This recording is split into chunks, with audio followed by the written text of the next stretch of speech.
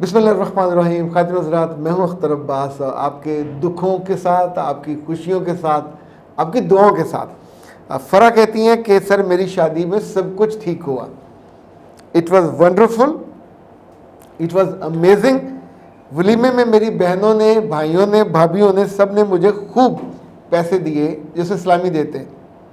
جب میں سسرال پہنچی تو پہلی رات میری ساس نے وہ سارے پیسے مانگ لیے، میں نے نہیں دیے. حالانکہ آپ کی ویڈیو میں نے سنی تھی جس میں آپ نے کہا تھا کہ گھر والے پیسے گھر کے رکھ کے جائیے، جو وہاں پیسے ملے وہ ساس مانگے تو دے دیا کریں. تو میں نے نہیں دیے. ساس نے اسی رات گھر میں لڑائی ڈال دی، اور وہ لڑائی ولیمے والے دن بھی چلتی رہی اور اس کے بعد بھی چلتی رہی. ٹھیک ایک ہفتے کے بعد مجھے انہوں نے گھر سے نکال دیا، اور سلامی نے میرا گھر برباد کر نہیں، میرے بچہ سلامی نے برباد نہیں کیا. عقل کی تھوڑی ری ایڈجسٹمنٹ میں ناکامی ہوئی، اس نے گھر برباد کیا. بعض دفعہ ساسیں سونے پہ اڑ جاتی ہیں کہ سونا مجھے دو، مجھے دو، مجھے دو. تو تب کیا کرنا چاہیے؟ یا شادی توڑوا لے یا دے دینا چاہیے. بچا کے کیا کرنا ہے؟ اسی طور پہ اسلامی کے پیسوں کے لیے یہ گھٹیا حرکت ہے، یہ نامناسب ہے، یہ ناواجب ہے، کسی طور پہ یہ سوٹ نہیں کرتی. بچوں سے عیدی لینا بھی کوئی جسٹیفائیڈ نہیں ہے، اور اپنی بہوؤں سے ان کی سلامی لینا بھی جسٹیفائیڈ نہیں ہے. کوئی یہ نہیں کہہ سکتے جی ہم نے پیسے لگائے تھے. یہ کوئی کاروبار تھوڑی ہے، یہ تحفے ہیں، یہ محبت کا اظہار ہے.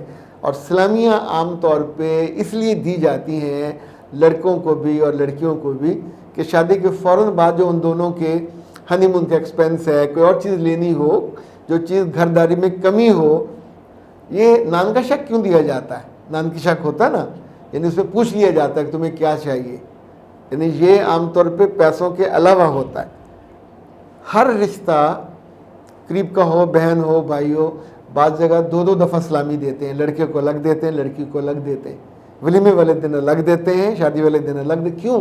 یہ ساری بنیادی طور پر اس رشتے کو مضبوط کرنے کے ٹیکٹس ہیں، ان کی جیب کو بھرنے کے، ان کے پرس کو بابرکت کرنے کے وہ ہیں ایک محبت بھرے طریقے. لیکن اللہ کی مار ہو ان ساسوں پہ، سب پہ نہیں، ان ساسوں پہ کہ جو فتنہ پرور ہیں، لالچی ہیں، اندر سے گھٹیا ہیں. ان کے اندر سے لالچ ہی نہیں جاتا. یعنی اللہ معاف کرے، بیٹے پیدا کر کے وہ سمجھتی ہیں سبزی منڈی میں آ کے بیٹھی ہیں، اب بیٹے کی نیلامی ہو، اور یہ گاجر ہے، یہ مولی ہے، یہ وہ شملہ مرچ ہے، یہ بوری، یہ جو اتنی 6 فٹ کی بوری ہے، یہ اتنے کی بکنی چاہیے. اور اس کے مقابلے میں اب آپ سوچئے کہ اگر یہ لالچ نہیں کرتے تو اللہ کے بندوں کو اسلامی گھر ہی خرچ ہونی ہے. بچی آج نہیں تو کل، کل نہیں تو پرسوں اپنی ساری تنخواہیں بھی وہیں خرچ کرتی ہیں، اسی گھر پہ. یہ گھٹیا حرکت ہے. کہ اب کیا لوگوں کو بتاؤ گے کہ کس وجہ سے اس بیٹی کو مس فرح ان کو ذرا بیچاری پھر مس ہو گئی ہیں، اس کو گھر سے نکال دیا. یہ اگر یہاں جسٹیفائیڈ نہیں ہے تو یقین مانیے میرا دل ڈرتا ہے کہ کہیں اللہ کے ہاں ایسی تمام یعنی انصاف نہ کرنے والی، غیر عادل اور ظالم عورتوں کا کو الگ ہی پنجرے ہوں گے جس میں یہ لٹکی ہوئی ہوں گی اور ان کی چیخیں نکل رہی ہوں گی. ممکن ہے ان اسلامیوں کے پیسوں کی ان کو دھونی دی، میں یہ ازیوم کر رہا ہوں، ان کو دھونی دی جائے اور انہیں کو سخت سزا ملنی چاہیے. لالچ انسان کا کسی بھی عمر میں ہو، یہ نرا شیطانی وسوسہ نہیں ہے، یہ شیطانی کمال ہے، کمینگی ہے، گھٹیا پن ہے.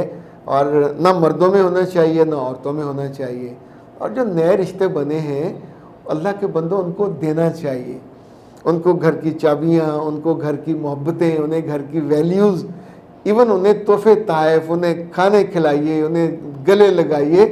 چونکہ اب ساری عمر انہوں نے آپ کے بچے پال لیں. آپ نے تو چلے جانا ہے، اور 5 سال بعد، 10 سال بعد، 20 سال کتنے اور جڑ لوگے. اب آپ سوچئے نا، میں اپنے بارے میں سوچتا ہوں کہ اب زندگی کے شاندار دن ہم نے جیے. اللہ سے پورا یقین ہے کہ آخری سانس تک وہ کنسٹرکٹیو بھی رکھے گا، کریٹیو بھی رکھے گا، ایکٹیو بھی رکھے گا، کسی پر ڈپینڈنسی نہیں دے گا، رزق بھی خوب دے گا، برکت بھی دے گا. پر مجھے بھی علم ہے کہ اب مجھے واپسی کا سفر آغاز ہو چکا ہوا ہے. اب واپسی جانے کے لیے ظاہرہ بیماریاں بھی اس طرح کی آنی ہے، جسم بھی کمزور ہونا ہے، آپ کے اعضاء مزمحل ہونے.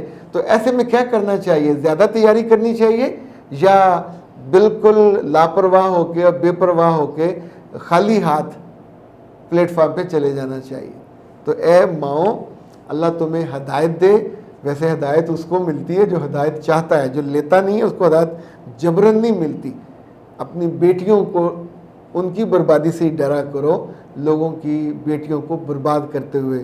اور یار پیاری بچیوں میں لگے ہاتھوں تم سے بھی کہوں، کپڑوں کا اگر کوئی نند کپڑا مانگ لے، اگر کوئی آپ کے میاں کی بہن کی بیٹی کو سوٹ مانگ لے، کوئی چیز مانگ لے، کوئی جوتا مانگ لے، مر نہ جایا کریں تھام پہ، اٹھا کے دے دیا کریں، خوشی سے دے دیا کریں. آپ کے سر پہ وہ جو سایہ ہے آپ کے سہاگ کا وہ قائم رہے، آپ کے ماں باپ زندہ رہیں، قائم رہیں، تحفے آتے رہیں گے. چیزوں کی محبت میں رشتوں کو برباد نہیں کرنا چاہیے. اور آخری بات کر کے میں آپ کو آپ سے لوں، ترمذی نے عبداللہ بن سلام سے ایک حدیث روایت کی. 3 کہا انہوں نے چیزیں کہ اپنی زندگی کو، اپنے ایمان کو، اپنے آج کو اور اپنے کل کو مضبوط کرو. ایک تو انہوں نے کہا سلام لوگوں سے خوب لیا کرو، خوب سلام کیا کرو. دوسرا کہا رشتہ داروں کو مضبوط کیا کرو. تیسرا کہا کہ لوگوں کو کھانا کھلایا کرو.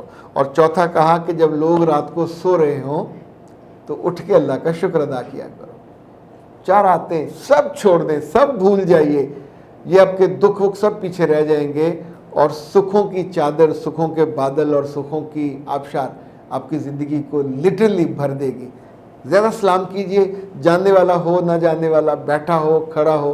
رشتہ داروں کو، دوستوں کو کھانا کھلائیے. تیسرا رشتوں کو مضبوط کیجئے، تحفے تحائف دینے سے دل بڑا کر کے. چوتھا رات کی نماز کی طرف، یہ ان 5 نمازوں کے علاوہ کا ذکر ہے کہ جب باقی سو رہے ہوں چپ کر کے اٹھا یا اٹھی، وضو کیا، 2 نفل پڑھے، 4 پڑھے، آرام سے پھر سو گئے. اور اس کا ذکر نہیں، تو نہیں کٹنا اس کا. اگلے دن پراپوگنڈا نہیں کرنا کہ ہائے میں تو تہجد پڑھتی ہوں. یہ اتنے ظالم مجھے لگتے ہیں جو لوگ یہ بتاتے ہیں کہ میں پڑھتا ہوں یا پڑھتی ہوں. نہیں، یہ بتانا چاہیے. تو راز کی بات ہے، راز خوبصورتی ہے، راز طاقت ہے، راز آپ کا تحفظ ہے، اس کو بچانا چاہیے. یہ تو انویسٹمنٹ ہے جو آپ نے کی، کیوں لوگوں کو بتائیں. اختر عباس کو دیجیے اجازت. السلام علیکم.